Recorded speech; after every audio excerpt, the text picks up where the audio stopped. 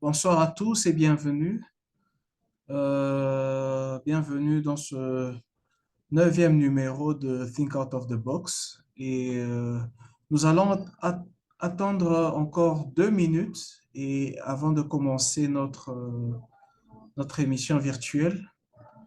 Euh, Nous attendons encore 2 minutes et nous allons débuter.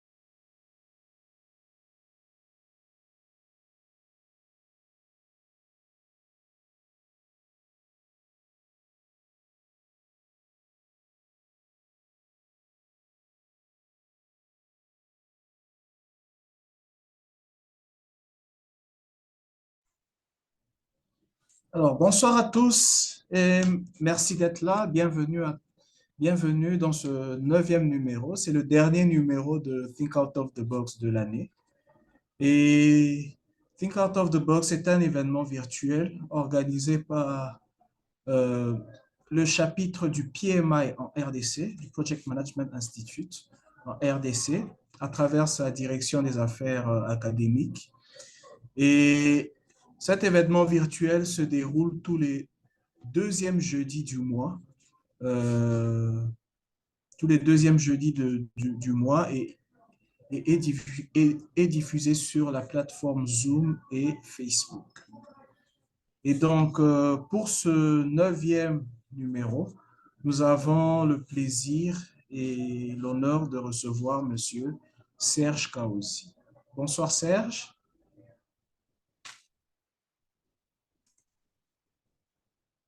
Ah, une seconde. OK, c'est bon. On t'entend maintenant, tu peux, c'est Voilà. bon. Voilà. Donc, je disais bonsoir à Didier et bonsoir à tout le monde. Je suis à la fois ravi et honoré d'être l'invité de Think Out of the Box pour cette dernière session de l'année. OK. J'espère qu'on passera à un moment riche de plusieurs interactions et qui nous permettra davantage de partager notre modeste expérience à toute l'audience. OK, merci beaucoup. Et donc, Serge, il est directeur marketing et commercial B2B à, à Orange RDC. Il a une carrière professionnelle dans le secteur des télécommunications, euh, caractérisée par des expériences pluridisciplinaires en RDC et à l'étranger, tant dans l'ingénierie informatique, les fonctions commerciales, l'innovation, l'entrepreneuriat que dans le management stratégique. Et bon, Serge, c'est un membre sympathisant du chapitre parce qu'il participe à beaucoup d'événements du chapitre du PMI en RDC. Et donc, mais avant, comme d'habitude, avant de commencer, je vais rapidement présenter le chapitre du PMI et, et surtout présenter le, le PMI et le chapitre du PMI pour ceux qui ne connaissent pas et pour ceux qui aimeraient nous rejoindre. Donc, qui aimerait nous rejoindre. Et donc, je vais partager mon écran rapidement.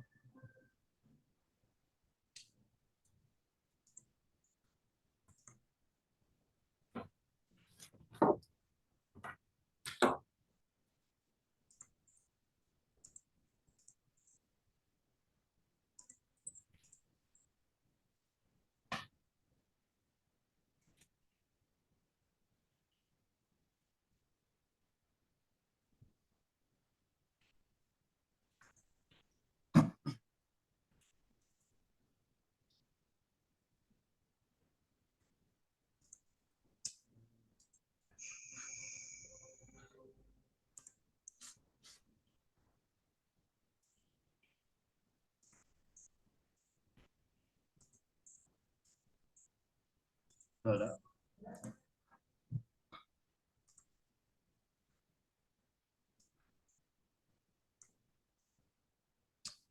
Donc, le PMI, le Project Management Institute, c'est comme la plupart des gens le connaissent, c'est la plus grande association en matière de gestion de projet et il a été créé elle a été créée, pardon, en 1969 aux États-Unis.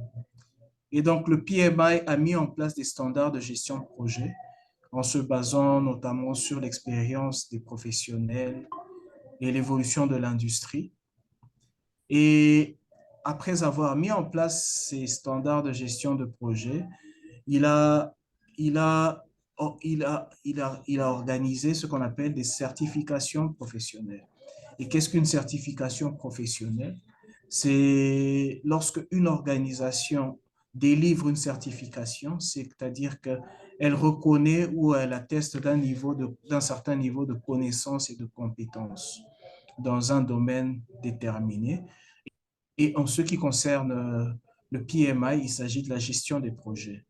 Et ces certifications concernent tous les niveaux d'expérience, c'est-à-dire que nous avons des certifications aussi bien pour les étudiants, pour des jeunes professionnels et pour des professionnels chevronnés. Alors, en ce qui concerne les certifications pour des personnes qui ont peu ou pas d'expérience, c'est-à-dire moins de 3 ans, nous avons ce tableau et à la première ligne, c'est-à-dire la ligne en orange, nous avons des certifications orientées étudiants ou jeunes professionnels. Il s'agit notamment du CAPM qui est la deuxième certification la plus répandue en matière de gestion de projet. Ensuite, nous avons la deuxième ligne qui est la ligne en bleu. Il s'agit de certifications qui nécessitent un minimum de 3 ans d'expérience dans la gestion de projet. Et sur cette ligne en bleu, nous avons le PMP qui est la certification la plus répandue et la plus demandée sur le marché de la gestion de projet. Ensuite, ensuite, nous avons des certifications pour des professionnels aguerris, c'est-à-dire des certifications qui nécessitent plus de 8 ans d'expérience. Il s'agit notamment de la ligne en gris, la gestion de projet, la gestion de programme et la gestion de portefeuille. Et enfin, nous avons des spécialisations. Il s'agit notamment de certifications dans un domaine précis de la gestion de projet. Et là, par exemple, nous avons le PMI RMP qui est une certification dans le domaine de la gestion des risques. Et donc, voici un peu le tableau de toutes les certifications offertes des principales certifications offertes par le PMI. Et le PMI, à travers le monde, c'est 303 chapitres qui sont répandus dans 220 pays et territoires. Et donc, il est difficile de ne pas trouver un pays qui n'a pas de chapitre du PMI. Et bien sûr, en RDC, nous avons un chapitre qui existe depuis 2017 et qui rassemble à peu près, qui rassemble des personnalités venant de divers secteurs. Nous avons des étudiants, nous avons des professionnels venant du secteur public, du secteur privé, des ONG, des banques ou du secteur des télécommunications, comme notre invité de ce soir. Et à ce jour, on compte environ 140 membres. Malheureusement, le nombre de membres effectifs a un peu baissé. Nous avons toujours environ 300 membres sympathisants et 10 organisations partenaires. Et donc, quels sont les avantages à faire partie, devenir membre du PMI? Premièrement, on fait partie d'une communauté, c'est-à-dire qu'à travers le monde, nous avons des chapitres, des membres qui appartiennent à différents chapitres, et nous avons 220 chapitres répandus à travers le monde. Et donc, c'est déjà une communauté au niveau international. Et au niveau local, nous avons bien sûr les membres effectifs, les membres sympathisants, les organisations partenaires qui constituent un réseau local. Et donc, être membre du PMI nous amène à faire partie d'un réseau à la fois au niveau international que local. Le deuxième avantage à être membre effectif, là, si on est membre effectif du PMI, on bénéficie des ressources du PMI, à savoir, j'avais dit au début que le PMI a mis en place des standards de gestion de projet et donc on a accès à tous les ouvrages de référence de gestion de projet. Ensuite, on a aussi des abonnements à des revues, à des différentes revues, à Harvard, Forbes et ainsi de suite. Nous avons accès à des articles, à des webinaires sur la gestion de projet qui permettent de voir l'évolution de cette profession à travers le temps et de se former. Et surtout, nous avons aussi accès à des documents, à des modèles de documents, c'est-à-dire que dans la vie courante, si on a besoin d'élaborer des documents de gestion de projet, on n'a pas besoin de réinventer la roue. Il nous suffira juste d'avoir accès à tous les modèles de documents et il faut souligner que ces modèles de documents sont adaptés aux standards internationaux. Le troisième avantage à être membre du PMI, c'est que être membre effectif du PMI, c'est qu'on a accès à des réductions, aussi bien au niveau des événements qu'au niveau des certifications. Par exemple, en ce qui concerne les certifications, au début, j'ai parlé du PMP et du CAPM, qui sont les deux certifications les plus populaires et les plus demandées sur le marché. Pour le PMP, il y a un prix pour les membres qui est de 284 $ et pour le et pour les non-membres, c'est de 555 $. De la même façon, pour le CAPM, le prix pour les membres est de 158 $ et pour les non-membres, c'est de 210 $. C'est ainsi qu'il y a toujours un prix pour les membres et pour les non-membres. De la même manière, il y a des événements payants euh, qui, qui, qui sont payants, parfois payants pour les non-membres et gratuits pour les membres, ou bien payants pour les non-membres et les non-membres, mais il y a toujours un prix pour chacune des catégories. Enfin, un autre avantage à être membre, mais à être aussi volontaire. Je dois signaler que on peut être volontaire sans être membre, mais un volontaire, c'est une personne qui donne de son temps et de son expertise pour être donne de son temps et de son expertise pour participer et organiser les différentes activités du chapitre ou du PMI. Et donc, quand on décide d'être volontaire et de s'engager, on bénéficie de l'expérience professionnelle. Et c'est une expérience qui peut nous aider même dans notre vie professionnelle. Et c'est une expérience qu'on peut mettre à profit à travers, qu'on peut mettre à profit à travers sur notre CV, à travers notre profil, on peut mettre à profit cette expérience de volontaire.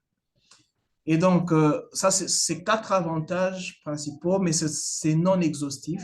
Il y a d'autres avantages pour les membres. Et donc, euh, et donc, voici en gros les avantages à être membre. Mais comment est-ce qu'on devient membre? Comment est-ce qu'on devient membre effectif, membre sympathisant? Comment est-ce qu'on devient volontaire? Alors, pour être membre effectif, comme toute association, il faut payer une, des frais d'adhésion annuels. Des frais d'adhésion annuels euh, qui s'élèvent pour les étudiants à 17 $, mais je dois signaler que 17 $, c'était les frais d'adhésion, c'était un peu c'était, c'était une faveur que le PMI avait donnée. Et donc, il se pourrait qu'en en 2024, ces frais d'adhésion puissent être revus un peu à la hausse. Mais c'est 17 $, à savoir 12 $ pour l'adhésion au PMI et 5 $ pour l'adhésion au chapitre. Mais c'est 17 $ par an. Pour ce qui est des professionnels, on estime que les professionnels sont déjà dans la vie active et donc ils gagnent déjà un peu plus d'argent. Et donc, les frais d'adhésion annuels reviennent à 129 $ par an, à savoir 99 $ pour l'adhésion au PMI, 20 $ pour l'adhésion au chapitre et 10 $ pour des frais administratifs, mais qui ne sont payables qu'une seule fois, c'est-à-dire au premier abonnement. Ça, c'est la première condition. Mais la deuxième condition, c'est c'est de respecter le code d'éthique. Et ça, et ce code d'éthique, c'est-à-dire que le PMI est une organisation qui est fondée sur un certain nombre de valeurs. Et le code d'éthique est en devenant membre, en devenant volontaire, on s'engage à respecter ce code d'éthique. Et donc, enfin, quelques chiffres à travers le monde. On compte à peu près 698 membres, c'est-à-dire un peu moins de 700 000 membres à travers le monde, mais qui sont répartis en 220 chapitres, en 303 chapitres dans 220 pays et territoires. Mais en termes de certifiés, nous avons des certifiés PMP à environ 1 million, un peu plus d'1 million 400 000 à travers le monde et les CAPM un peu plus de 70 000 à travers le monde. En ce qui concerne la RDC, nous comptons un peu moins de 50 membres certifiés à travers la RDC. Donc, pour un pays de 100 millions d'habitants, ce chiffre est vraiment très minime. Alors, pour ceux qui aimeraient contacter le chapitre, pour ceux qui aimeraient entrer en contact avec le chapitre, euh, voici les contacts du chapitre. Nous avons une adresse email, nous avons les numéros et ainsi de suite. Ce sont un peu les contacts pour ceux qui sont intéressés, qui aimeraient devenir membres, qui aimeraient devenir volontaires et ainsi, ou bien qui aimeraient juste participer aux différentes activités du chapitre. Alors, merci beaucoup et maintenant, nous allons commencer notre petite conversation avec Serge. Et donc, Serge, encore une fois, bonsoir. Pas Et Didier. donc, est-ce que tu peux rapidement parler de ton parcours académique? Ok, bien. À la base, j'ai un profil d'informaticien. Ok. Euh, bon, déjà, si je peux partir des études élémentaires jusqu'à à la partie universitaire. Oui, euh, parfait. voilà, moi j'ai connu mes premiers pas dans le secteur de l'éducation au Gabon. Voilà, où j'ai fait mes études primaires et secondaires jusqu'à l'obtention de mon bac en 98. Ensuite, j'ai connu une partie de mes études en Côte d'Ivoire, euh, où j'ai pu obtenir mon premier cycle en informatique et j'ai même commencé le second cycle, mais à cause de la guerre en 2022, en 2002, pardon, voilà, j'ai dû renoncer à continuer mon périple ivoirien. Et donc, je suis resté au Gabon, qui était en fait mon pays de résidence où vivait ma famille. Ensuite, j'ai connu un retour au pays, voilà, très motivé par tous les différents changements qu'il y avait. On venait de l'accord de Sun City, il y avait une certaine reprise de la coopération avec les bailleurs. Donc, j'ai été intéressé, comme d'autres membres de ma famille, à pouvoir explorer des activités en RDC. Et donc, j'en ai profité également après pour poursuivre, pour terminer mon cycle, mon second cycle. Et je me suis inscrit en MBA à la Regent Business School en Afrique du Sud. Voilà. Où j'ai pu obtenir mon MBA en décembre 2013, si je ne me trompe pas. C'était justement le mois de ma graduation.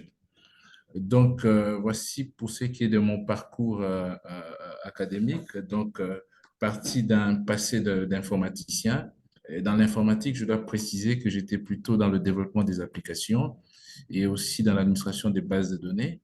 Voilà. Et quand je me suis retrouvé à faire des fonctions support, et c'est justement dû à certaines réalités de l'environnement professionnel dans lequel j'avais commencé à exercer.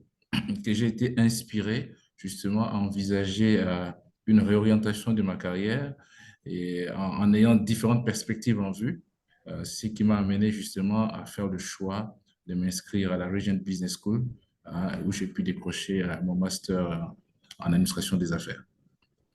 Ah, Donc, d'accord. OK. c'est ce qui est de mon parcours académique. OK. Un parcours très riche à travers plusieurs pays d'Afrique. Et donc, et ton parcours professionnel?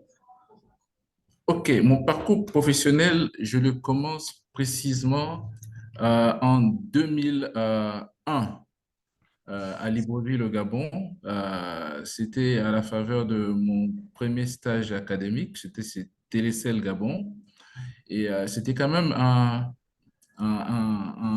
stage assez particulier parce que lorsqu'on on suivait toutes les séances de placement que nous avions dans les cours au niveau de l'institut où j'étais, on avait plus ou moins décrit le stage académique comme un stage d'immersion qui devait plutôt permettre de pouvoir observer une certaine démarche professionnelle, ok, et progressivement voir comment les différentes notions acquises étaient exécutées.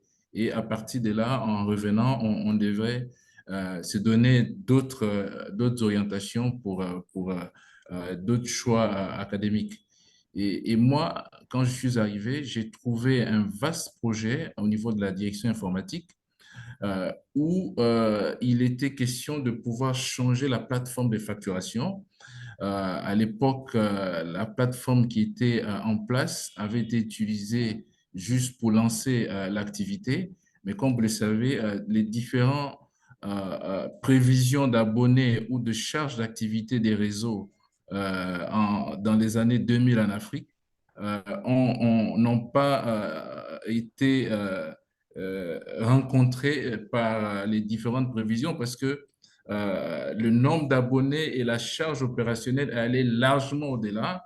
Et donc, cette entreprise-là s'est vue obligée de changer sa plateforme de facturation. Donc, il y avait une partie des modules qui étaient prédéveloppés par des grands cabinets de développement informatique et une partie qui devait être faite localement. Donc, voilà comment j'étais directement embarqué à la faveur de ce stage-là.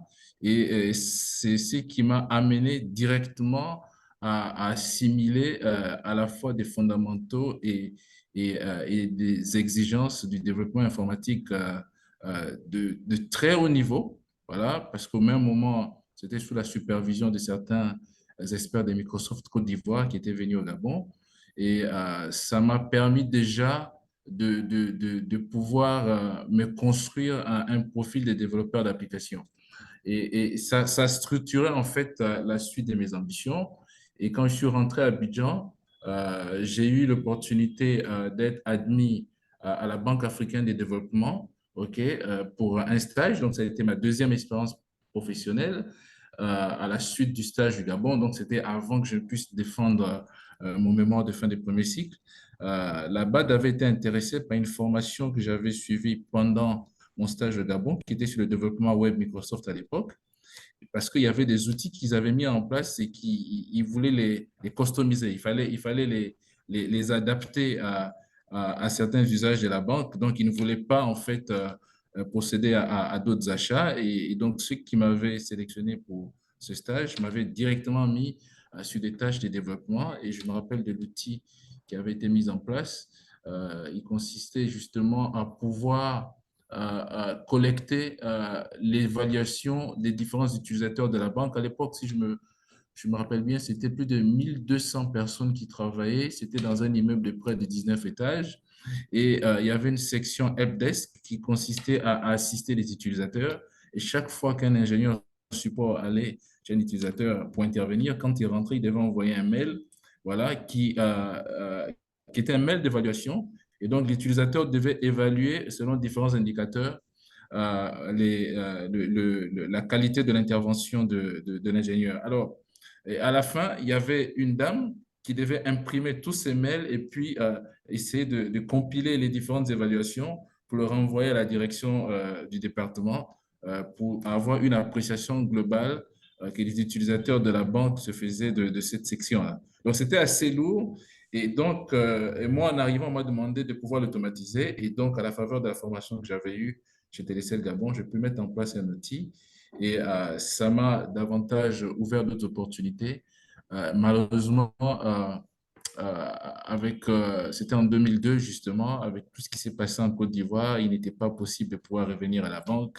Il y a eu le déplacement de son siège vers Tunis et moi, j'ai dû replier sur le Gabon. Et là, j'ai été contraint puisque j'avais un diplôme de premier cycle entre les mains et j'avais amorcé le second cycle. Voilà, j'ai commencé à travailler pour une start-up, si je peux l'appeler ainsi. C'était une PME, Amla Communication, dont l'objet social était de pouvoir développer un réseau des cabines publiques mobiles. Comme vous le savez, avant la téléphonie mobile, nous avions tous dans nos différents pays d'Afrique des opérateurs de référence publique qui offraient de la téléphonie fixe. Et donc, avec la libéralisation du secteur et je dirais le ralentissement des investissements de ces différentes sociétés, les usages mobiles ont été multipliés et donc les besoins d'avoir des cabines publiques un peu partout se faisaient sentir. Et donc, il y a eu d'autres acteurs qui ont développé les équipements. Alors, j'ai travaillé pour une société au Gabon voilà, qui revendait des produits d'une société sud-africaine, Psytech. Et donc, moi, mon rôle était d'être le responsable du département informatique et j'apportais le support à la fois aux utilisateurs, aux distributeurs qui achetaient les équipements. Et voilà, et je gérais le système d'information de la société. Elle a connu un développement assez rapide. Voilà, si j'ai bonne mémoire, la société est partie des chiffres d'affaires, des ventes de l'ordre d'un million de francs CFA jour donc ce qui faisait près de 30 millions de francs CFA le mois. Voilà, donc ramené au dollar aujourd'hui ou à l'époque, on est Ouais. parti de près de 1000 $ et puis c'est monté. Alors donc de là, j'ai connu d'autres expériences qui m'ont amené à la RDC, justement en retour en 2023, comme consultant dans un projet qui était financé par la coopération française, qui consistait justement à pouvoir développer certaines parties de la réforme des finances publiques. Donc, j'ai été amené à travailler dans l'informatisation de la paye pendant le gouvernement 1+4 et nous avons développé la procédure transitoire de la paye qui s'appelait PTS, qui d'ailleurs déjà à l'époque avait développé un module de bancarisation, mais qui n'avait pas été mis en œuvre, mais nous l'avions déjà développé. Il y a même un deuxième module qui jusque-là n'a pas été mis en œuvre, qui est celui de la gestion des postes budgétaires. Voilà, les postes budgétaires, en fait, par comparaison au numéro matricule, c'est plutôt la mécanisation de tout cela, voilà, qui a un numéro matricule et qui doit être pris en paye.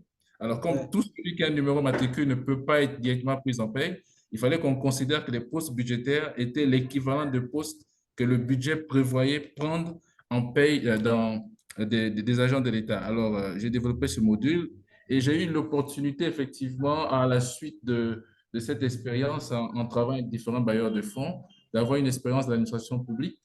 Voilà, et malheureusement, j'ai dû renoncer. Voilà, j'ai dû renoncer parce que j'avais d'autres ambitions derrière et j'ai poursuivi mon expérience professionnelle en, en, en rejoignant l'entreprise de télécommunications RTL à l'époque, voilà, qui m'a pris parce que en quittant l'administration publique, j'avais travaillé pour une entreprise vaste, voilà, qui développait des solutions, des services à valeur ajoutée qui étaient basés sur les SMS. Et entre autres, à l'époque, j'ai travaillé pour cette société qui avait été la première à pouvoir proposer les services d'offres d'emploi des médias Congo qui étaient surtaxés à hauteur de 10 unités par jour à RTL.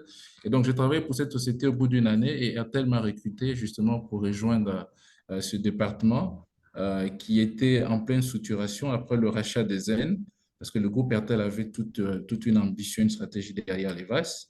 Donc, j'ai rejoint ce département et j'avais la charge de l'équipe en charge des contenus. Voilà, et je me rappelle des belles expériences on a connues pendant l'année 2011-2012. Et ensuite, j'ai eu l'opportunité de pouvoir rejoindre le groupe RTL à Nairobi, le siège, où j'avais commencé d'abord par le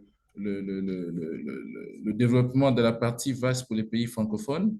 Ensuite, on m'a étendu sur les projets de monétisation et de déploiement de la 3G, parce que justement, nous étions dans le déploiement des réseaux 3G un peu partout. Voilà, et donc, j'ai participé dans le lancement d'un certain nombre de pays. Et ensuite, j'ai évolué comme responsable de produits et innovation pour les pays francophones. Et à la faveur d'un plan de développement pour que je puisse monter en compétences et je puisse connaître des avancements dans ma carrière, j'ai été envoyé en expatriation chez Airtel Gabon, voilà, où j'avais la charge justement du département produits et innovation qu'on appelait Non-Voice à l'époque. Et OK. je suis resté 16 mois. Ensuite, j'ai été rappelé chez Airtel RDC pour venir occuper le poste de directeur Airtel Business, qui est un peu l'équivalent du poste que j'occupe aujourd'hui, poste que j'ai occupé pendant 5 ans, voilà, avant d'explorer d'autres opportunités chez Liquid Telecom, où je suis resté 6 mois. Et depuis juillet 2021, j'ai rejoint le groupe Orange, voilà, et j'occupe le poste de directeur marketing et commercial B2B. Donc, voici un peu ce qu'a constitué mon parcours professionnel. OK. OK. Et donc, actuellement, tu es directeur commercial, marketing et commercial B2B. Euh, Déjà, tu peux nous expliquer en quoi consiste le poste que tu occupes. Et surtout, on entend parler souvent de B2B. Tu peux aussi nous dire un peu, ça représente, ça veut dire quoi? OK, la direction marketing et commercial B2B a la charge de la promotion, du développement et de la vente des produits et solutions au segment B2B. Le segment B2B, en fait, en anglais, c'est business to business. C'est pour faire simple, ce sont les clients personnes morales. Ils sont constitués de trois sous-segments. Il s'agit des grandes entreprises, OK? Ensuite, les petites et moyennes entreprises et les toutes petites entreprises. Donc, ma mission, en fait, est de pouvoir s'assurer que le plan stratégique du groupe Orange en RDC pour la conquête du marché des entreprises, OK, est exécuté de manière efficace et que les objectifs soient atteints. Et donc, pour ce faire, je conduis une équipe qui a pour mission, d'une part, d'acquérir des nouveaux clients par les différentes solutions que nous proposons, d'autre part, de pouvoir développer les portefeuilles des clients que nous avons en leur proposant des solutions innovantes que nous lançons sur les marchés, en les fidélisant, OK, et aussi d'être dans la veille technologique pour anticiper sur les besoins des entreprises futures, OK, pour que nous continuions à être ce partenaire qui accompagne les entreprises dans leur développement. OK, OK. Et donc, en fait, ça fait combien d'années que tu es dans le monde professionnel, à peu près? Disons, je peux dire qu'aujourd'hui, 2023, si je dois considérer ma première expérience en 2001 chez Télécell Gabon, je dirais que je totalise 22 années d'expérience professionnelle, Waouh! euh, voilà, dont majoritairement, sinon je peux dire quasiment dans le secteur du numérique, principalement dans les télécommunications. OK, OK, parfait, parfait. Et dis-moi un peu, par rapport à ton poste, quelles sont quelles filières devrait-on suivre pour acquérir les compétences qui correspondent, par exemple, à ton poste de directeur commercial et marketing? Ok, déjà, si je peux vous présenter le parcours qu'a connu le B2B dans l'industrie télécom, Mhm. vous verrez que ce parcours, ces transformations vont avec différents profils, hein. Au départ, les solutions d'entreprise consistaient à offrir des offres de communication prépayées prospects des entreprises. On était purement dans la voie. Donc, tout commercial, OK, doté de certaines qualités, pouvait, après une certaine seniorité, occuper la fonction de directeur B2B. Mais au niveau, je dirais, font office ou contact avec les clients, c'était un commercial de toute formation, voilà, qui connaissait le produit. Ensuite, il y a eu la deuxième vague de la transformation qui a été celle où les entreprises ont commencé à attendre des solutions de connectivité. Donc, être en mesure d'interconnecter plusieurs de leurs sites ou être en mesure de pouvoir aller chercher des ressources sur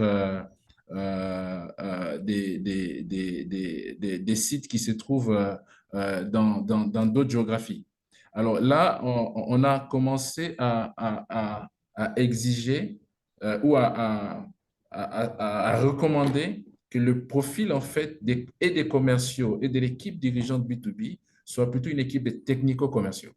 OK? Et donc, c'est un peu dans ce cadre-là qu'avec mon profil, avec ce background d'informaticien, OK, ou un background d'ingénieur dans n'importe quelle sphère technologique, OK, OK, pouvait occuper le rôle avec une meilleure aisance. Mais ça ne veut pas dire que ceux qui ne sont pas de ce background ne sont pas en mesure parce que il suffit déjà d'avoir toutes les qualités d'un bon vendeur, toute la discipline et l'organisation requises, plus justement la connaissance de produits et la connaissance du marché pour être en mesure, selon les compétences managériales avec un certain niveau de seniorité, occuper le rôle. Donc, je dirais que à la base, ça demande d'être d'abord un manager, ok, donc doté de certaines capacités à conduire les équipes, de pouvoir avoir un niveau de compréhension de l'environnement et être orienté résultat, ok, et d'autre part, de pouvoir transformer les différents potentiels qu'on retrouverait dans les ressources des différentes équipes pour que chacun puisse au maximum libérer son potentiel et atteindre les résultats. Donc, je pense qu'une personne d'un bon niveau managérial, ok, avec une ouverture sur le numérique, ok, et une certaine discipline et des qualités de leader peut bien occuper le rôle. Mais il y a des exigences également de connaissance des questions technologiques, ok, qui feront la différence. Ok, donc à ce niveau, il faut plutôt, si on n'est pas déjà d'un background technologique, ok, mais d'avoir cette ouverture vers les questions numériques, ok, et les mettre en perspective avec les besoins des entreprises. Mais maintenant, l'évolution future, c'est vers l'intelligence artificielle, ok, OK. c'est pas des questions de cybersécurité, c'est vers des notions de big data, et là, vous verrez que pour pouvoir adresser ces besoins des entreprises, il faudrait aussi enrichir plus ou moins ce background. Donc, je dirais qu'en résumé, on a un meilleur confort d'être directeur B2B ou d'être commercial B2B lorsqu'on a un profil à la base de technico-commercial, c'est-à-dire un background technologique. Mais cependant, si on est doté de certaines qualités commerciales avec une ouverture sur le numérique ou sur l'innovation, OK, et doté de certaines qualités de leadership, la fonction peut bel et bien être occupée parce qu'effectivement, quand je le vois dans notre groupe, on a des cas, des personnes qui occupent des fonctions sans nécessairement avoir la technicité du rôle. C'est pour la plupart des leaders et des managers expérimentés. Et chez Orange, d'ailleurs, on encourage ces réorientations de carrière des personnes de différents profils à occuper des fonctions de direction sans nécessairement être technicien du métier. Voilà, donc vu que c'est vécu dans notre groupe, je dirais il suffit d'être un très bon manager, voilà, mais surtout doté de certaines capacités de leadership transformationnel, très important, parce qu'il va falloir aller dénicher dans les équipes le potentiel, le savoir-faire, les qualités, les développer pour que les équipes puissent finalement réaliser la vision et les objectifs assignés. Ok, parfait, parfait. Euh, Juste pour dire aux participants, si vous avez des questions, n'hésitez pas à les poser, soit en utilisant le menu questions-réponses, soit en écrivant dans le chat. et notre invité pourra répondre. Et donc, j'imagine qu'en étant dans le domaine du développement, dans le domaine des télécoms, euh, tu as vraiment été en contact, tu as baigné dans l'univers de la gestion des projets. Et donc, déjà, ma question, c'est quelle est ta première expérience dans le domaine de la gestion de projet? Ma première expérience dans le domaine de la gestion de projet, justement, remonte à 2001, lorsque j'intègre Télécel Gabon pour mon stage académique. Et donc, le périmètre qui m'avait été confié pour le développement était de développer le module de gestion des stocks des cartes de recharge. Vous savez, avant qu'on ait tout ce qu'il y a comme flash, donc envoi unité électronique, nous étions sur les cartes à gratter. Et donc, moi, mon rôle était de développer le module de gestion de stock des cartes de recharge, donc de l'entrée à stock à la sortie vers les boutiques, gérer l'activation, ensuite renvoyer le niveau de vente. Et là, il fallait accomplir un certain nombre de tâches, il fallait valider certains jalons et il y avait des délais bien précis. OK? Et fort heureusement pour moi, cette période de développement de ce module coïncidait avec ma période de stage, voilà, qui était de 3 mois, parce qu'il fallait qu'on livre le projet. Et donc, ça a été une très belle expérience pour moi, à la fois une immersion professionnelle, déjà pour euh, valider ma formation, mais d'autre part, assimiler des notions de gestion de projet qui consistait à pouvoir gérer le temps, à exécuter les tâches dans les délais, travailler un peu plus lorsqu'on accusait un retard, synchroniser avec d'autres équipes membres de l'équipe, membres du groupe projet et s'assurer également que les ressources mises à disposition sont utilisées à bon escient parce que on travaille sur une plateforme de développement mutualisé et voilà, et qui avait des exigences dans son exploitation. Donc, c'est à ce moment que j'ai connu l'expérience dans la gestion de projet. Elle était assez stricte, voilà, pour un jeune étudiant qui découvrait pour la première fois la vie professionnelle. Et je dois avouer que ça m'a quand même façonné quelque part. Ok, parfait. Parfait. Et quelles sont, bon, déjà les principales leçons que tu as apprises à travers les projets auxquels tu as participé ou bien que tu as eu à gérer? Ça, c'est la première chose. Mais ensuite, si tu peux nous donner tes trois plus grandes réussites et que tu estimes, hein, mais j'imagine, ou bien les trois plus grandes réussites dans la carrière de gestion de projet, mais aussi les trois plus grandes leçons que tu as pu avoir. Donc, on peut commencer dans les principales leçons.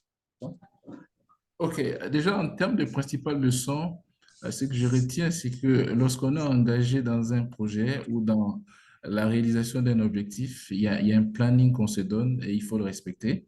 Ça, c'est un élément important. La deuxième leçon, c'est de pouvoir évaluer le temps des différentes tâches associées à la mission confiée.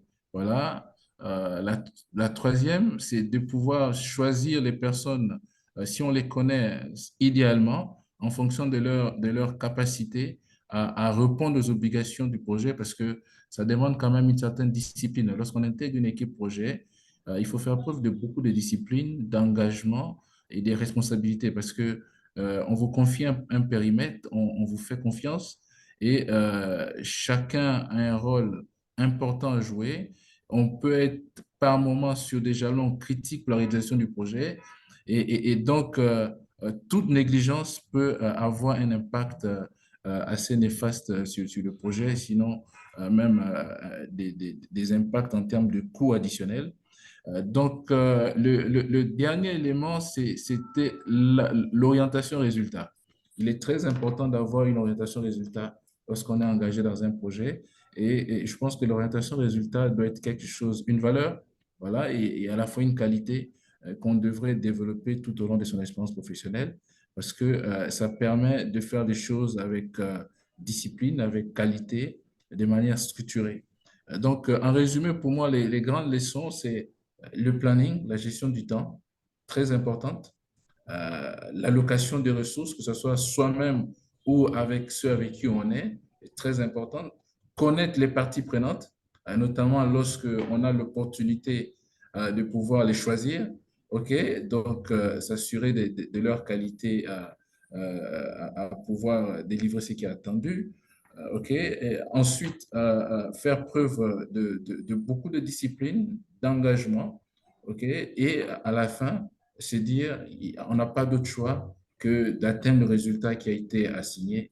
Et donc, l'orientation résultat doit en fait gouverner tous ces différents principes voilà, qui vont permettre qu'on ait un projet qui soit exécuté de manière efficace. Donc ça, Oui, c'est en termes d'enseignement tout à fait. reçu dans toutes mes différentes expériences de la gestion de projet. Ok, tout à fait. C'est vrai que à la fin, on ne retient que les résultats. Euh, alors, tes réussites? Bon, je commencerai déjà par ce premier projet, hein. Lorsqu'on m'a demandé de développer ce module, d'ailleurs, qui avait fait l'objet de mon travail de fin de cycle, voilà, pour moi, c'était ma première réussite. Donc, première expérience professionnelle, directement embarqué dans une problématique assez complexe. Voilà, et arriver à le faire, j'étais avec des personnes expérimentées et faire tourner cet outil, je pense que pour moi, c'était l'achievement dont j'étais fier. Et je me rappelle même quand je faisais la présentation de mon travail, j'étais plein d'enthousiasme lorsque je le présentais à mon jury. Je pense que ça, c'est ma première réussite. Euh, la deuxième réussite pour moi, je dirais, je la situerai au niveau des fonctions de direction que j'occupe.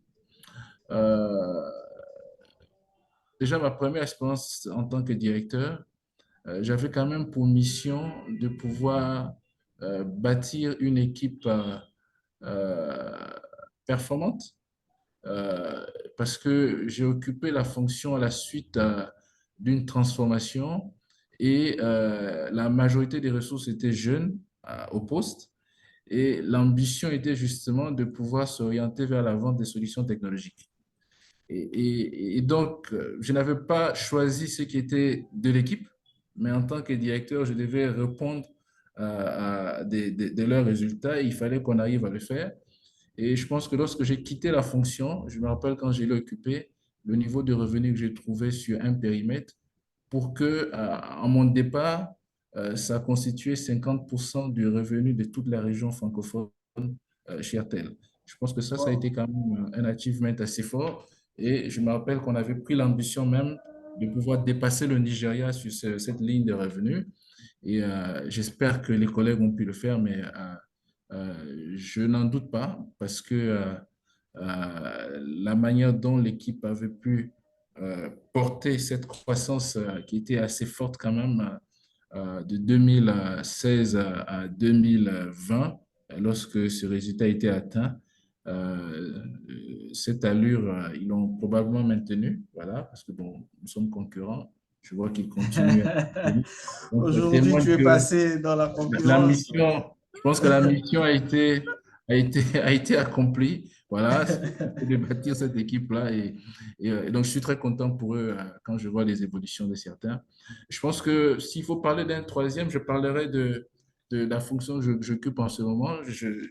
Je rejoins également Orange dans un contexte de transformation il y avait des missions qui avaient été assignées. Voilà, entre autres, il fallait retrouver les voies de la croissance dans le département qui est le mien. Et voilà, et on a pu le faire. On a pu retrouver les voies de la croissance. Et je me rappelle, l'année passée, Orange et RDC, sur la partie B2B, a fait la plus forte croissance de toutes les 18 filiales, 17 filiales de Orange en Afrique au Moyen-Orient. Donc, Wow. ça, c'est une réussite sur laquelle je voudrais, même s'ils ne sont pas tous en ligne, à reconnaître l'ensemble de mes collègues, voilà, parce que ils ont été déterminés à engager, y compris l'ensemble de notre société, pour qu'on arrive à le faire. Et je serai davantage heureux lorsque je passerai premier devant Airtel, Vodacom et Ok, c'est de bonne guerre, à la hein? série sur les réseaux. Et voilà, ce sont ces trois grands achievements. Voilà, le premier, le jeune étudiant qui a sa première expérience professionnelle et à qui on demande de développer un outil, pas un outil d'essai, une tâche qu'on confie à un étudiant juste voilà, pour l'occuper pendant son stage, mais ça faisait partie intégrante du projet. Vous savez, dans les entreprises de télécommunications, le produit qu'on vend, certes, c'est le réseau, mais il est accessible par les cartes de recharge. Donc, arriver à Exactement. mettre un outil qui devait permettre la gestion de cet actif de la société, c'était pour moi quand même une réussite dont j'ai été fier. Et la deuxième, effectivement, comme je l'ai dit, avoir porté le département constituant 50% du revenu de toute la région francophone, voilà, et qui était la deuxième après le Nigeria.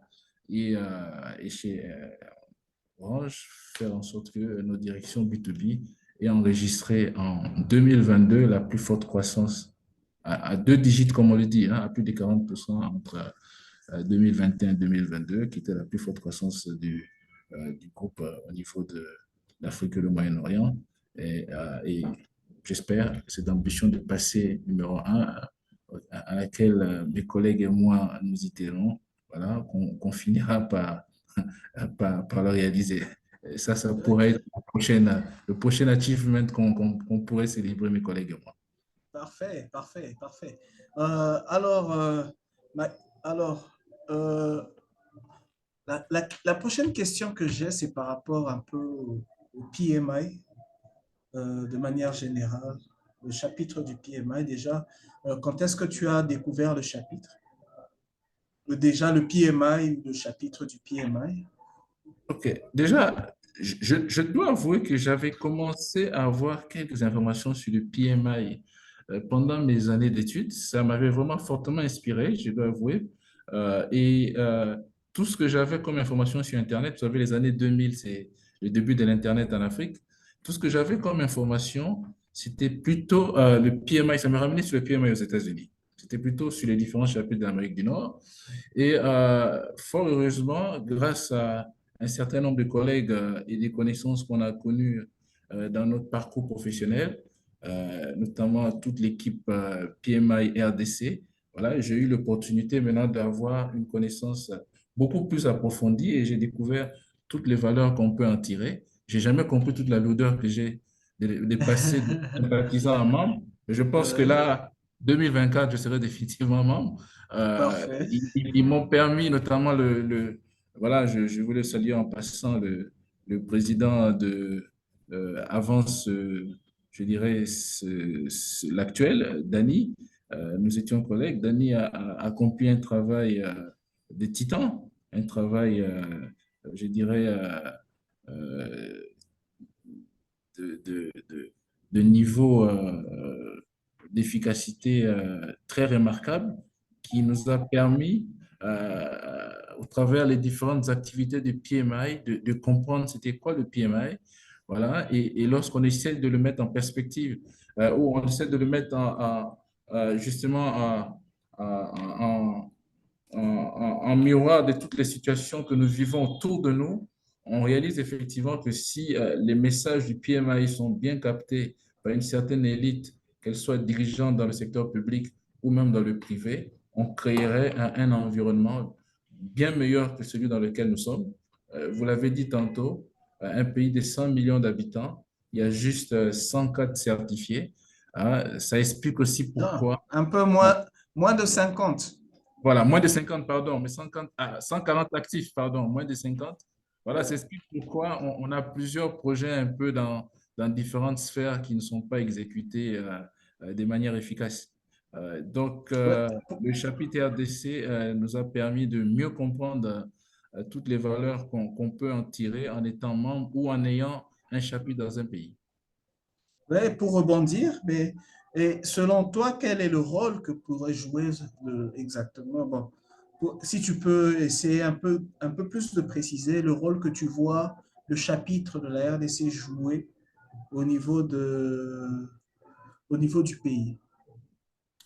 Euh, je pense que le PMI devrait se positionner comme étant un organe consultatif, hein, des différentes structures à la fois privées que publiques qui sont engagées dans la réalisation de certains projets. un organe consultatif, ce qui veut dire que, bon, il émet ses avis et donne des conseils. Voilà, ça peut être suivi ou ça peut être considéré, mais tant mieux si c'est considéré pour le bien de l'organisation qui va l'appliquer. Je pense que ça devrait être un positionnement d'un organe consultatif. Voilà, et cela devrait se faire à différents niveaux. Parce qu'il faut voir que dans l'exécution de projets, on a différentes sphères de décision. Voilà, on a des projets, si je prends au niveau du secteur public, on a des projets qui peuvent relever des administrations provinciales, donc elles ont la totale compétence de pouvoir engager les ressources. On a des projets au niveau national avec des structures bien indiquées qui assurent leur pilotage, et y compris dans le secteur privé, on a quand même des industries dont le dynamisme a un impact assez significatif, ok, dans la vie économique et sociale des populations. Quand je vois ceux qui sont impliqués dans la construction des infrastructures, ceux qui sont impliqués dans le secteur de la santé et de l'éducation, ceux qui sont impliqués dans le secteur agricole et même dans le numérique. Voilà, je pense que bénéficier des conseils, de l'expertise du PMI rendrait notre environnement bien meilleur, donc pourrait être, je dirais, une opportunité d'accélérer sur notre développement de manière intégrale. OK, merci. La question suivante, c'est par rapport aux certifications. Quel est quel est ton avis par rapport à l'importance des certifications et surtout quel rôle elles peuvent représenter pour un étudiant, un professionnel débutant ou bien un professionnel chevronné? Déjà, quelle est l'importance selon comment tu vois les certifications et quel rôle elles pourraient jouer?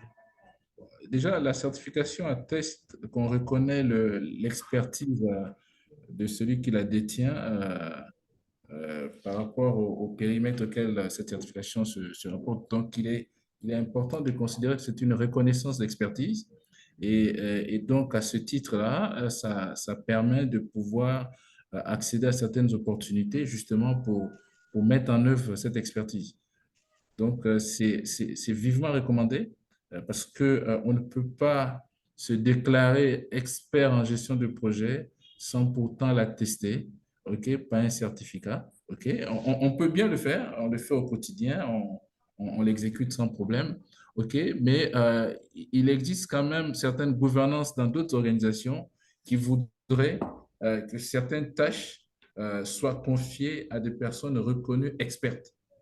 Et c'est souvent par des certifications. Vous savez, il y a des entreprises qui vous diront, je lance un appel d'offres, je veux vous confier la réalisation de ce projet à condition que le chef de projet soit certifié PMP, à condition qu'il soit certifié Cisco, si j'entre dans le cas du numérique, à condition qu'il soit certifié Google Cloud, ainsi de suite, ou Amazon Web Service, dans les différentes catégories. Donc, il est important de pouvoir encourager les différentes personnes à tester, voilà, de leur expertise en passant les certificats. Donc, on est dans un monde organisé et structuré.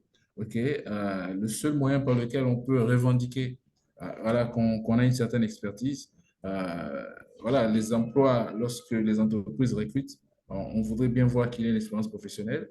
Mais lorsqu'il faut exécuter des tâches assez critiques ou exécuter des projets ou être partie prenante, et il est important qu'on puisse reconnaître que l'expertise d'une personne a été attestée par un certificat. OK, Donc, je les encouragerai vivement. OK. Et toi, est-ce que c'est un élément que tu considères lorsque tu constitues tes équipes? Disons, certains qui ont eu à travailler avec moi le savent, par moment, quand les choses ne sont pas exécutées dans le délai, j'ai souvent tendance à dire, si tu avais exécuté cette recommandation en mode projet, on ne serait pas aujourd'hui en retard dans nos réalisations. Donc, c'est quelque chose que je recommande d'ailleurs à beaucoup de mes collaborateurs, voilà, d'avoir l'approche gestion de projet lorsqu'il faut, il faut exécuter certaines recommandations. Euh, c'est un des éléments, voilà, sur lequel je n'hésiterai pas, voilà, de prendre en considération, ok, si j'ai en face de moi différents candidats et qu'il y a un qui détient une certification et qui peut être utile dans notre périmètre d'activité, voilà, je recommanderais qu'il puisse rejoindre l'équipe. C'est c'est toujours, je dirais, très important de s'assurer qu'on déniche les meilleurs, qu'on puisse les avoir avec nous parce qu'il y a toujours un effet d'entraînement, voilà, et les résultats sont toujours au rendez-vous. Voilà. D'accord. Donc, c'est un élément que je recommanderais et que je prendrais en considération, ça, sans doute. OK, OK, OK. Alors, euh, j'imagine qu'avec une carrière de plus de 20 ans d'expérience, en dehors de l'aspect professionnel, il y a d'autres causes qui te tiennent à cœur, que tu mènes à gauche, à droite. Alors, est-ce que tu peux nous en parler? Ah oui, c'est vrai. Je dois avouer qu'aujourd'hui, je suis très orienté personnellement. Je commençais d'abord par davantage enrichir mes connaissances sur le périmètre, sur le développement durable et de manière beaucoup plus précise sur l'économie circulaire. OK? Justement, lorsqu'on voit le modèle économique dans lequel nous évoluons, qui est dit linéaire, qui consiste à extraire les matières premières, les transformer en produits, consommer ensuite se retrouver comme déchets. On se rend compte qu'on fait face à des enjeux à la fois de croissance économique, mais aussi hein, de diminution de nos matières premières. Alors, comment concilier les deux, ok, tout en s'assurant qu'on est engagé sur des comportements éco-responsables. Donc aujourd'hui, l'économie circulaire, pour moi, est une de mes passions. Voilà, je l'ai découvert pendant toutes les périodes de confinement qu'on a connues euh, pendant la période de Covid, voilà, pour me former, justement, parce qu'il est important de pouvoir se former. C'est bien de savoir qu'il y a des notions sur le développement durable, les objectifs de développement durable, mais par moment, c'est mieux de pouvoir, de prendre son temps, lire, comprendre, ça m'a permis aujourd'hui, chaque fois quand il y a des pluies et je vois comment nos différents caniveaux sont bouchés, nos différentes rivières avec les bouteilles en plastique, je me dis si de manière collective, on se mettait à adopter des comportements éco-responsables, okay, entre autres des principes d'économie circulaire, on ne verrait pas en fait toutes ces bouteilles-là dans nos caniveaux et dans nos rivières. Okay? Mais cela ne peut pas se faire seul, il faut le faire dans une dynamique collective. Okay? Et donc, de l'autre côté, s'il faut être dans du collectif, justement, j'encouragerais beaucoup toutes les activités d'économie sociale et solidaire, voilà, qui sont mises en œuvre par les coopératives, les mutuelles, les fondations, voilà, et qui permettent aux communautés de pouvoir mettre le savoir-faire individuel ensemble, voilà, au profit de l'intelligence collective pour adresser toutes les problématiques d'innovation sociale qui changeraient notre quotidien. Donc aujourd'hui, j'ai une forte passion pour les questions de développement durable et de manière spécifique sur l'économie circulaire. Et j'encouragerais beaucoup à pouvoir à découvrir ce domaine. Ça nous éviterait de continuer à accumuler des déchets un peu ça et là, ok, et de pouvoir donner une seconde vie à des objets qu'on jetterait facilement, à des aliments qu'on consomme partiellement et qu'on jette après, qui se retrouvent en déchets alimentaires, voilà, et qui ont un impact environnemental et qui aujourd'hui explique pourquoi, en plus de tout ce qu'on a, voilà, on fait face à tous les challenges de, du changement climatique. OK. OK, merci beaucoup, Serge. On va essayer de répondre à quelques questions de, des participants. Alors, Madame Rosette pose la question, quels sont les challenges que vous avez rencontrés lorsque vous êtes passé au secteur public et comment s'est passée votre transition du public au privé? Bon, ça, c'est une question aussi qui m'intéresse beaucoup, vu que nos chemins s'étaient croisés à une certaine époque. Et donc, voilà un peu la question de Madame Rosette.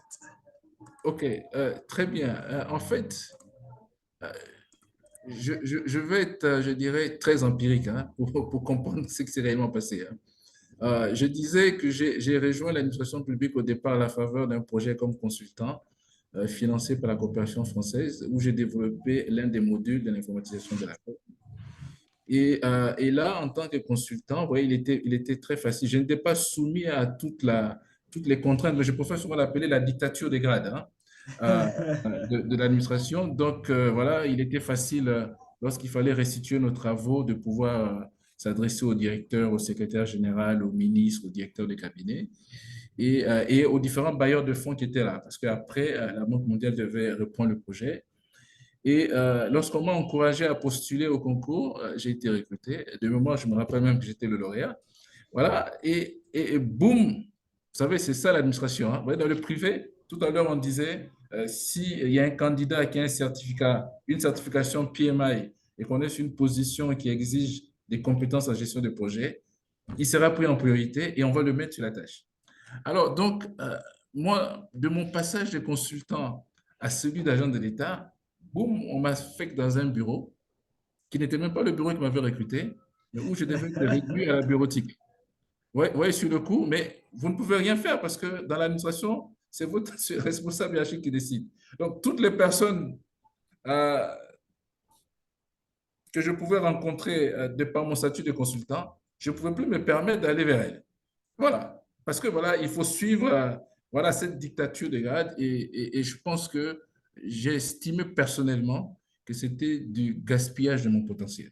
Ok, j'aurais mieux servi l'administration si ceux-là qui m'avaient motivé à passer le test et à venir mettre mes talents de développeur directement dans les fonctions pour lesquelles le test avait été fait, peut-être j'essaierai encore, probablement, parce que j'avais une forte passion pour le développement. Mais je pense que le privé a cette qualité, justement, de pouvoir laisser les esprits s'exprimer.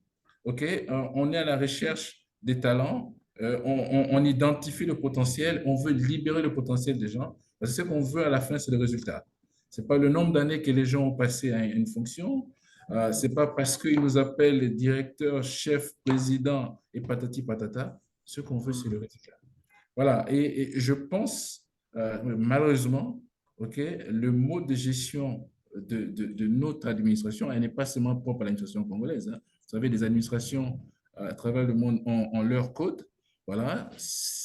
On monte d'un niveau à un autre, OK, après avoir passé plusieurs années au poste. OK. Bon, j'ajouterais quand même si on a été performant. Donc, cette expérience, pour moi, était pas, je dirais, euh, heureuse parce que j'avais une forte motivation à pouvoir intégrer l'administration et à continuer à faire ce que je savais faire. Et j'estimais que mon potentiel allait s'effriter avec le temps et il fallait que je puisse prendre d'autres orientations. Donc, c'est la raison pour laquelle j'ai dû partir. Et pourtant, je dois vous avouer, ça m'a permis de comprendre les finances publiques. Vous savez, lorsque vous devez développer la paye est très complexe, notamment la paye au Congo. Elle est vraiment complexe. Coup de chapeau aux collègues qui travaillent sur le périmètre de la paye en RDC. Honnêtement, elle est très, très, très complexe. Elle est vraiment complexe. OK? Elle est vraiment complexe. Ceux qui y sont encore pourront vous le dire. Didier, j'espère qu'un jour, il faut, avec l'autorité de la paye, pouvoir expliquer à l'opinion toute la complexité qu'il y a lorsqu'il s'agit des rémunérations du personnel des carrières des services publics de l'État. Elle est vraiment Ah, complexe.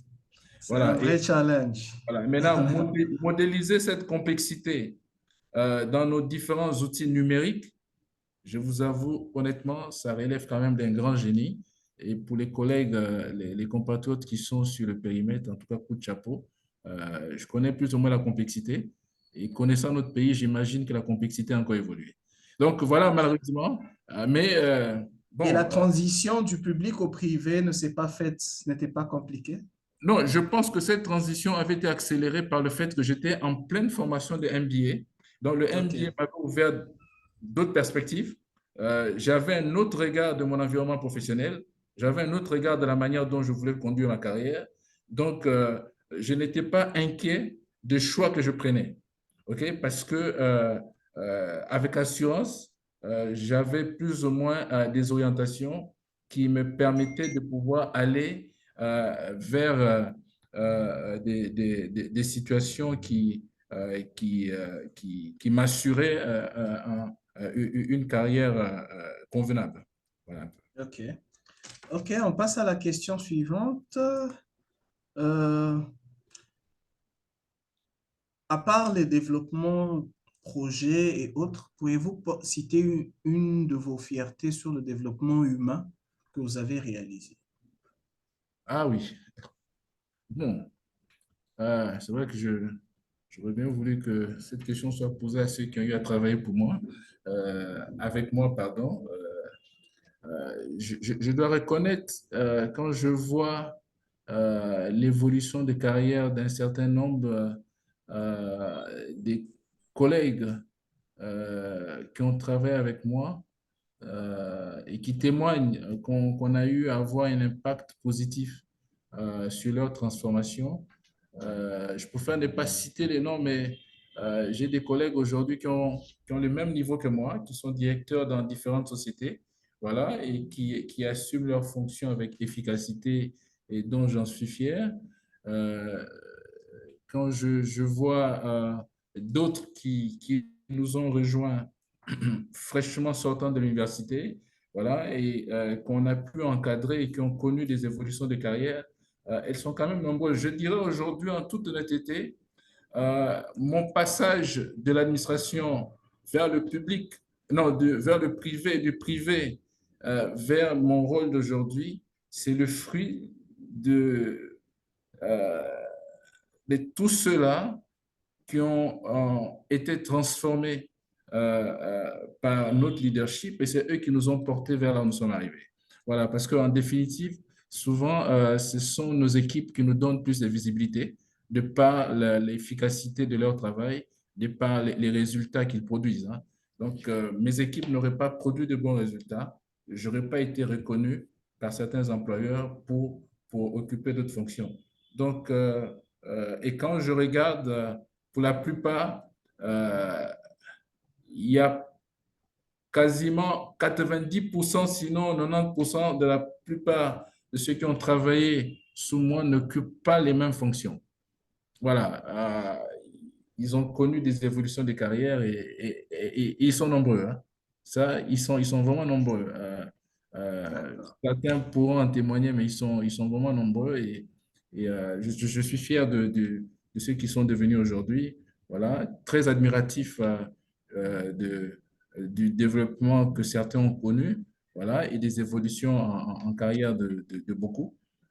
Et ça continue d'ailleurs à nous inspirer, voilà, qu'on doit continuer justement à travailler pour que autant on a été développé par certains de nos leaders, certains de nos managers, autant nous avons également le devoir de pouvoir développer nos collègues pour que justement, de par leurs résultats, voilà, nous soyons reconnus. J'aurais bien OK. voulu citer les noms, mais je ne vais pas en citer, voilà, mais il y a C'est beaucoup qui ont travaillé dans mes équipes et qui aujourd'hui ont de belles carrières dans les différentes organisations où elles travaillent aujourd'hui. parfait. Parfait. Alors, il y a deux questions euh, venant de Monsieur Didier. C'est quelles sont les difficultés que tu as rencontrées au cours de ta carrière? Si tu peux nous donner une ou deux difficultés principales. Et deuxièmement, est-ce qu'il y a des projets pour lesquels tu n'as pas atteint les objectifs? Et, et quelles étaient les causes de cette non-atteinte d'objectifs? C'est très bien. Je pense que la première difficulté, c'est autour des hommes, hein, des hommes avec qui nous travaillons, voilà, des hommes pour qui nous avons la responsabilité de pouvoir conduire leurs activités au quotidien. Souvent, il y a un gap et euh, la première faiblesse ou le premier handicap pour nous, c'est de ne pas admettre qu'il y a un gap. Voilà, qu'on n'est pas supposé être au même niveau que nos équipes, voilà, et qu'on a plutôt le devoir de pouvoir les développer. Je pense que ça, c'est souvent la première difficulté. On s'attend à ce que tout le monde réponde à nos standards directement, que tout le monde soit bon et que les résultats soient au rendez-vous. Et chaque fois, il y a toujours cette introspection où on se dit, on n'a pas fini le parcours de développement. On doit le faire simultanément avec les tâches qu'on leur confie. Et donc, on doit encore revoir ces notes de leader, voilà, ou des managers pour les amener au bon niveau. Donc, je pense que souvent, c'est ça la difficulté, hein. La difficulté de ne pas reconnaître que les autres doivent aussi se développer, que les autres ne sont pas nécessairement à notre niveau et que c'est justement parce on est chef d'équipe, c'est parce qu'on est justement manager, voilà, que nous avons le devoir de les amener à ce niveau-là, au bon niveau pour que les résultats soient au rendez-vous. Bon, on finit toujours par les avoir, mais souvent on est pressé de les avoir dans un délai assez court. Voilà, je pense que ça, c'est souvent la difficulté. Et après justement, cette difficulté se transforme en passion parce que quand on commence à constater qu'à force de pouvoir travailler sur les faiblesses des personnes et en faire des opportunités de développement pour elles, ok, on se rend compte que finalement, on commence à impacter positivement. Donc, c'est souvent une erreur voilà, qu'on commet de prime abord hein, lorsqu'on nous confie une équipe et que d'emblée, les résultats ne sont pas toujours au rendez-vous. Et donc, c'est de considérer voilà, dès le départ qu'il y aura des différences de compétences, d'expérience et d'expertise. Et on a le devoir au niveau de l'équipe, de mettre tout en musique pour que tout le monde évolue dans un rythme de développement, en fait, je dirais, cohérent et intégral. Maintenant, y a-t-il des projets pour lesquels on n'est pas arrivé à terme? Oui, oui, si, si, on- il y en a, il y en a, il y en a, il y en a, il y en a plusieurs, hein. Je vais en citer quelques-uns. Euh, je pense que pour moi, l'un je dirais, des échecs en termes de non-réalisation de résultats, c'est de n'avoir pas souvent amené euh, toutes les équipes ok, à être euh, dans les standards attendus par rapport aux fonctions qu'elles occupent. J'en ai eu que j'ai eu à développer. Il y a d'autres pour lesquels j'avais pris le pari de développer et malheureusement, j'ai jamais pu le faire. Voilà. Ça, c'est quelque chose qui m'arrive de temps en temps dans les différentes équipes que j'ai eu à gérer. Et souvent, d'une équipe à une autre, je fais le maximum de pouvoir corriger ce qui n'a pas marché sur les expériences précédentes. Voilà, donc c'est quelque chose qu'on vit régulièrement parce que c'est toujours pas les mêmes équipes qu'on gère.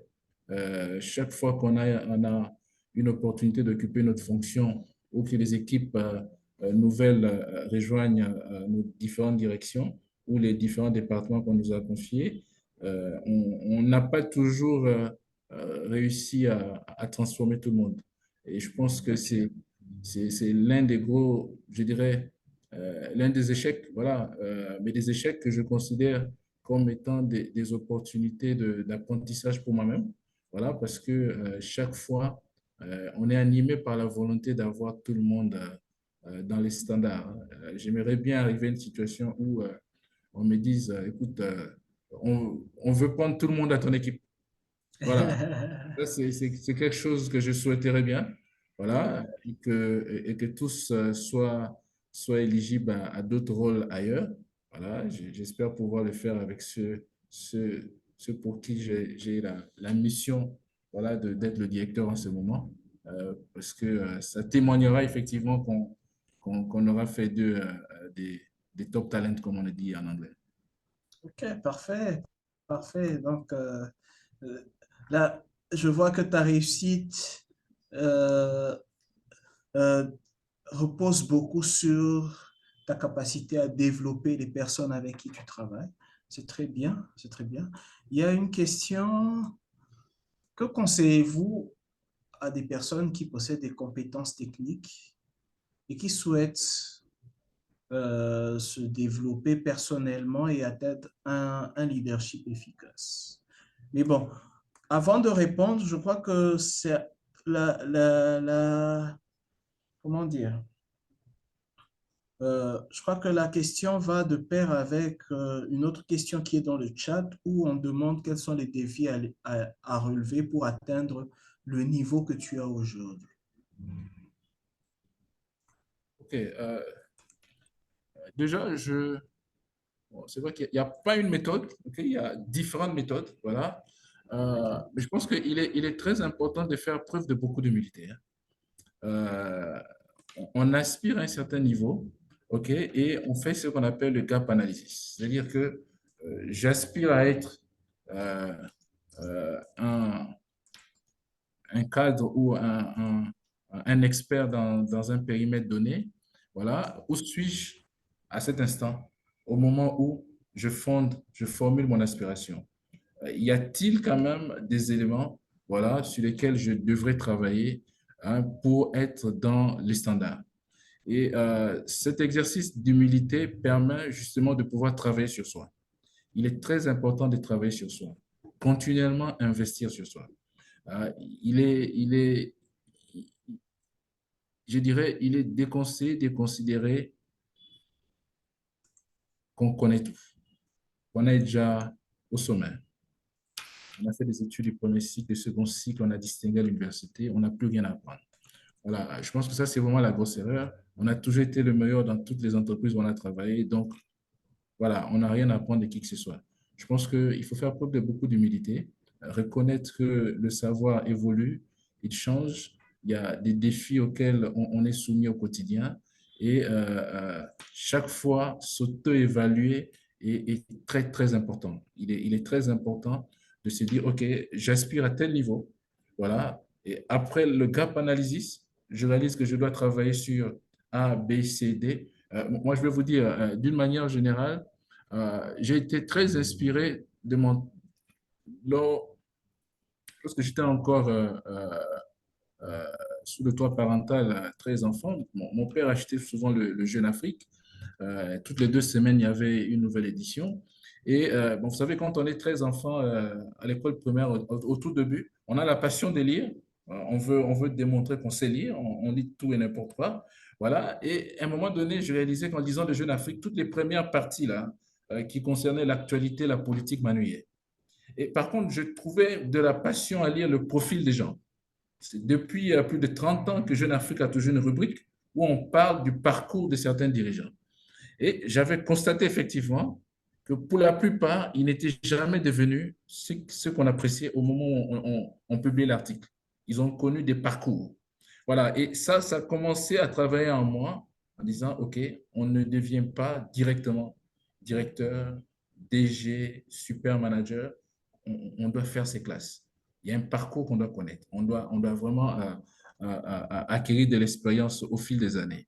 Et donc, c'est quelque chose qui avait déjà commencé à m'inspirer, où j'avais compris qu'il fallait travailler sur moi, voilà, pour que je puisse avoir accès à certaines opportunités. Je me rappelle quand j'ai quitté l'administration et avant de rejoindre Airtel, je travaillais pour une société sud-africaine et chaque trimestre, j'avais une revue de performance en Afrique du Sud. Donc, ma première démarche avait consisté à dire, je dois améliorer mon niveau d'anglais. J'ai pris des cours à Cali. Quand j'ai fait le test, j'étais au niveau 4. Je l'ai suivi jusqu'au niveau 6. OK? C'était pour que je puisse avoir le confort quand je devais faire mes présentations. Voilà, que chaque fois, mon niveau s'améliore. Ça, c'était la première chose, tout en vivant à Kinshasa. La deuxième chose, je me suis dit, bon, voilà qu'on me sort de fonctions techniques, support, IT, pour m'amener vers des questions commerciales. Alors, je me suis dit, ah, là, il va falloir que j'apprenne. Je commençais à lire des articles sur le marketing, sur la vente B2B, sur la vente transnationale, sur la vente de groupe. Et puis, je me suis dit, bon, tiens, finalement, je n'ai pas autre chose qu'à faire de prendre un cours de MBA. Ouais, et au fil des années, sur chacun des périmètres, je devais travailler sur comment faire des présentations. Voilà, parce qu'à une certaine audience, on ne va pas présenter les choses n'importe comment. Il y a des audiences qui ont des exigences. Voilà, il fallait que je puisse travailler sur Excel. Voilà, il fallait que je puisse travailler sur différents outils qu'un manager devrait maîtriser. Et donc, chaque fois que je pouvais voir qu'il y a une personne d'un certain niveau qui fait des choses que j'admire, voilà, je me disais, il va falloir que je puisse améliorer parce que c'est que lui, il sait faire, moi, je ne sais pas faire. OK? Mais si je me mets à apprendre, je pourrais le faire. Voilà. Et donc, je pense qu'en résumé, faire preuve de beaucoup d'humilité, investir en soi, euh, tenir le cap, on aspire à quelque chose. Si on investit en soi, si on travaille pour réduire le gap, on va finir par atteindre cet objectif. Et globalement, si on doit travailler avec les équipes, il est impossible d'avoir les résultats seuls. Les résultats viendront de l'équipe. Donc, à un moment donné, après avoir travaillé sur soi, il faut travailler sur les équipes. Il est très important. Souvent, ce n'est pas facile pour les équipes. Je sais que des fois, quand on dit à un collaborateur que, voilà, sur la qualité du travail qui a été fait, on n'est pas satisfait, à première vue, on est frustré. On peut penser qu'on n'apprécie pas, mais c'est aussi une autre manière de remettre les uns et les autres en question pour qu'ils repartent et que chaque fois, qu'ils sachent que notre supérieur veut qu'on ait tel niveau de rendu, voilà, parce que moi-même, il y a des gens qui, à un moment donné de ma carrière, voilà, comme c'est le cas jusqu'à présent, continuent à exiger qu'on soit à un certain niveau. Donc, on ne fait que partager cette expérience avec les autres pour les amener également à aller de l'avant. Voilà un peu ce que je peux dire sur le périmètre qui consisterait à pouvoir se transformer d'une situation actuelle vers une situation à laquelle on aspire. Parfait, parfait. Euh, ne jamais cesser d'apprendre. On est des éternels apprenants. Euh, la dernière question, je crois qu'elle m'est destinée. La dernière question qu'on va prendre, c'est euh, quelle différence dégagez-vous entre un membre PMI étudiant et un membre PMI professionnel, du point de vue cours et du point de vue certification? Alors, le PMI a identifié plusieurs types de profils. Principalement, il y a les étudiants et il y a les professionnels. Bon, c'est vrai qu'il y a aussi d'autres profils, les vétérans aussi. Mais bon, on va parler principalement des étudiants et des professionnels. Premièrement, le fait qu'il y a l'aspect que les étudiants sont liés à une université et une institution. Et puis, les étudiants n'ont pas, ne travaillent pas, donc n'ont pas d'expérience professionnelle. Et enfin, les étudiants ont un peu moins de ressources principalement financières. C'est comme ça que le PMI a non seulement euh, mis en place des certifications pour les étudiants, c'est par exemple le CAPM, et qui ne demande aucune expérience professionnelle.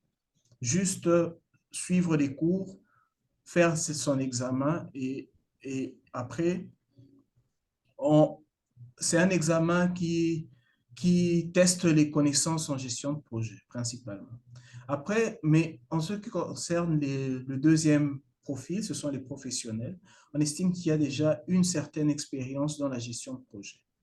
Et donc, il y a des certifications orientées professionnelles, sont des certifications qui exigent une certaine expérience, un certain vécu dans la gestion de projet. Et donc, on estime aussi que les professionnels, vu qu'ils sont déjà dans la vie professionnelle, ont un peu plus de moyens. C'est comme ça aussi que l'adhésion pour les étudiants est différente de l'adhésion pour les professionnels. Et les certifications pour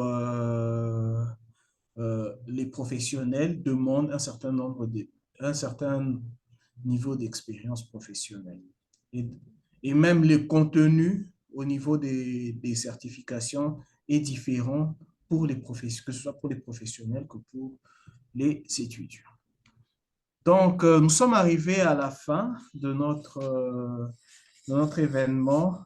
Merci beaucoup. Merci à tous ceux qui ont participé. Et donc, ce neuvième numéro clôture l'année 2023. Au cours de cette année 2023, nous avons nous avons lancé, c'est au cours de cette année 2023, exactement au mois d'avril, que nous avons lancé ce concept de Think Out of the Box qui consiste à recevoir un professionnel pour que cette personne nous partage son expérience, son point de vue et sa manière de voir le monde, la gestion de projet et ainsi de suite. Au mois d'avril, nous avons notre première invitée, c'était Madame Tatiana Lukama. C'était notre première invitée et avec elle, nous étions en train un peu de tester le concept. Et, et ensuite, au mois de mai, nous avons eu la chance d'avoir Monsieur Alan Katakou, qui est actuellement vice-président membership en charge du membership au sein du chapitre du PMI. Et avec Alan, nous avions abordé plein d'aspects, mais entre autres, il nous a parlé de la force qu'il a eue d'avoir échoué un examen de certification et d'avoir fait les efforts pour les mois suivants, fait les efforts pour le repasser et le réussir.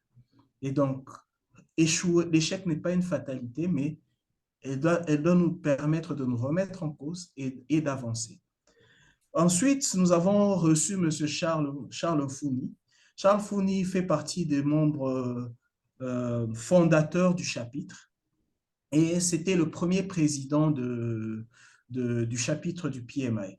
Et donc, avec Charles, nous avons un peu parlé de comment s'est fait la création du chapitre et, euh, et comment se sont passés les premiers pas du chapitre. Et donc, après, nous avons eu le deuxième président du chapitre, qui n'est d'autre que M. Dani Biabene. Et donc, Dani a parlé aussi de la création du chapitre, mais c'est aussi avec Dani que on a pu développer ensemble ce concept de Think Out of the Box et qu'on a pu le lancer. Et donc, ensuite, bien sûr, Dani a quitté la présidence du chapitre et c'est M. Andri que j'ai eu que j'ai eu à recevoir au cours du mois d'août, si je me rappelle bien, oui, au cours du mois d'août. Et André a parlé de sa vision du chapitre, de ceux qui l'ont, de sa vision du chapitre, de comment il voit l'évolution du chapitre dans les années qui viennent. Au mois de septembre, nous avons reçu Madame Blanchine Mazanga. Et donc, avec Blanchine, nous avons abordé les notions liées au coaching, au mentorat, au leadership, à la confiance en soi. Et ensuite, nous avons reçu M. Steve Kubenga, qui est un autre spécialiste, qui est un informaticien, et on a parlé de la technologie, et spécialement dans le domaine de la santé. Enfin, au mois d'octobre, au mois de novembre, nous avons reçu Monsieur Agapé Manzila. Et avec Agapé, nous avons un peu... Agapé nous a transmis sa passion. C'est un passionné de la gestion de projet. C'est quelqu'un qui a toujours travaillé dans la gestion de projet et il nous a transmis sa passion de la gestion de projet, mais aussi dans son engagement au sein de la société et dans son engagement en tant que volontaire. Et enfin, pour clôturer l'année, j'ai eu l'honneur de recevoir Serge Kaozi, qui est un professionnel avec qui nous avons eu une conversation très riche. Et donc, après tous ces mois, je ne peux que vous dire merci. Merci à tous les participants. Merci à toutes les personnes qui nous ont suivis à travers chaque numéro. Il y a des noms que je vois à chaque épisode. Merci. Je voudrais remercier aussi tous les invités toutes les personnes qui ont accepté de venir partager de leur expérience. Merci Serge, merci d'avoir accepté cette invitation. Et, et enfin, bien sûr, je vais remercier les volontaires du chapitre, sans lesquels nous n'aurions pas pu organiser tous ces épisodes. Merci à tous les volontaires du chapitre et surtout au board du chapitre qui nous a permis de nous exprimer et surtout de lancer ce genre d'initiative et on espère que l'année prochaine, nous aurons encore plus d'initiatives, encore plus de contenu, mais surtout aussi encore plus de participants, euh, encore plus d'audience. Et donc, à tous, je ne peux que dire merci. Et avant de finir, je donne un mot de la fin, Serge. Je voudrais déjà te remercier, Didier, et par toi remercier le chapitre du PMI RDC pour m'avoir donné l'opportunité de partager mon expérience avec nos invités. Euh, Merci à chacun, à chacune d'entre vous pour votre participation, pour avoir donné de votre temps pour nous suivre et surtout pour les questions très pertinentes qui ont été posées. Voilà, je ne peux que souhaiter une bonne année 2024 à chacun et à chacune et, euh, et tous mes encouragements au PMI pour le travail fait. Et je pense qu'en 2024, je serai compté parmi les membres actifs, plus sympathisants mais actifs. Voilà. OK. C'est vrai que Merci. le temps a souvent fait défaut, mais j'ai trop procrastiné mon adhésion. OK, merci, c'est noté, hein. Les paroles ne s'envolent plus, comme on dit. Et Exact. donc, je vous souhaite une bonne fin d'année 2023. Prenez soin de vous et surtout passez une bonne soirée. Et j'en profite pour partager rapidement les contacts du chapitre. Comme ça, ceux qui ont besoin d'entrer en contact avec nous pourront le faire après cette émission. Merci à tous et bonne soirée. Merci.